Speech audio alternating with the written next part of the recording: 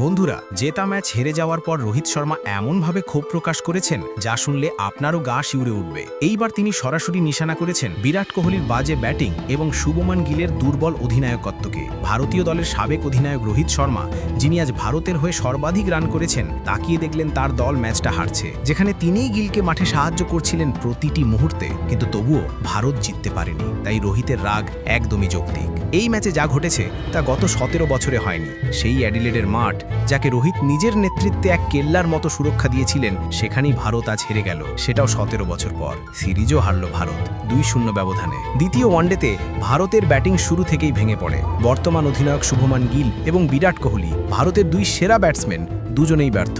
গিল মাত্র 9 রান করে আর কোহলি 0 রানে আউট হন। কোহলি যখন মাঠ ছাড়ছিলেন, তার গ্লাভস তুলেছিলেন দর্শকদের দিকে, যা দেখে মনে হচ্ছিল হয়তো এবার তিনি অবসরের কথা ভাবছেন। কিন্তু রোহিত শর্মা তখন একাই লড়লেন। 7টি 4 ও 2টি ছক্কা মেরে 73 রান করেন 75 স্ট্রাইক রেটে। তার এই ইনিংসটাই ভারতের সম্মান বাঁচিয়ে দেয়। শ্রেয়াস আইয়ারও 77 বলে 61 রান করে পাশে দাঁড়িয়েছিলেন। আর শেষ দিকে অক্ষর প্যাটেল 44 এবং হর্ষিত রানা 18 বলে 24 রান করে দলকে টেনে তুললেন। এবং শেষমেশ ভারতের স্কোর দাঁড়ায় 50 ওভারে 264 রান, 9 উইকেট হারিয়ে। অস্ট্রেলিয়ার সামনে লক্ষ্য ছিল 265 রান। অ্যাডিলেডে ভারতের কেল্লা ভাঙ্গা সহজ কাজ নয়, কিন্তু এবার সেটাই ঘটল।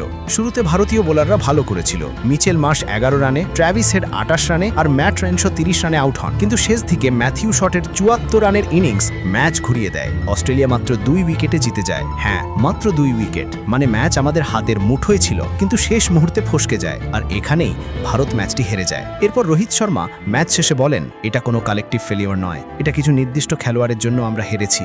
আপনি ভাবুন তো, অস্ট্রেলিয়া মাত্র 2 উইকেটে জিতেছে, মানে জয় আমাদেরই। কিন্তু আমাদের টপ অর্ডারের বাজে পারফরমেন্স আর মনোভাব পুরো ম্যাচটাই শেষ করে দিয়েছে। বিশেষ করে বিরাট কোহলি আর শুভমান গিলের ব্যাটিং ছিল ভয়ানক খারাপ। এই দুই খেলোয়াড়ের দায়িত্ব ছিল ইনিংস টেনে নেওয়া, কিন্তু তারা নিজের জায়গায় দাঁড়াতেই পারেনি। আমি মাঠে নেতৃত্ব দিচ্ছিলাম, বোলিংয়ে সাহায্য করছিলাম, প্রতিটি মুহূর্তে দলের পাশে ছিলাম। কিন্তু যখন আপনার সিনিয়র ব্যাটাররা ফেল করে, তখন আপনি যতই চেষ্টা করুন কিছুই করতে পারবেন না। আমরা এমন এক মাঠে হেরেছি যেখানে আমি নিজের অধিনায়কত্বে 17 বছর ধরে অপরাজিত ছিলাম। আজ সেই কেল্লা ভেঙে গেছে। আমি এই মাঠের প্রতিটি ইঞ্চি রক্ষা করেছি, কিন্তু আজ সব শেষ। এটা শুধু একটা ম্যাচের হার নয়, এটা এক ধরনের আঘাত, ভারতীয় ক্রিকেটের গর্ভে আঘাত। বোলাররা শেষ মুহূর্তে ভেঙে পড়েছে, কিন্তু দোষ শুধুমাত্র তাদের নয়। যখন ব্যাটিং অর্ডার শুরুতেই ধসে পড়ে, তখন বোলারদের হাতে কিছুই থাকে না। ক্রিকেটে ব্যাটিং, বোলিং, ফিল্ডিং সব একসাথে চললে তবেই জয় আসে। কিন্তু আজ আমাদের top order, middle order, talent কেউই দায়িত্ব নিতে পারেনি। আমি জানি ভুল সবাই করে, কিন্তু যখন আপনি দেশের জন্য খেলছেন, তখন আপনাকে সেই ভুলের জায়গা রাখতে নেই। আমরা আজ এমনভাবে হেরেছি যা শুধু হার নয়, এটা একটা বার্তা।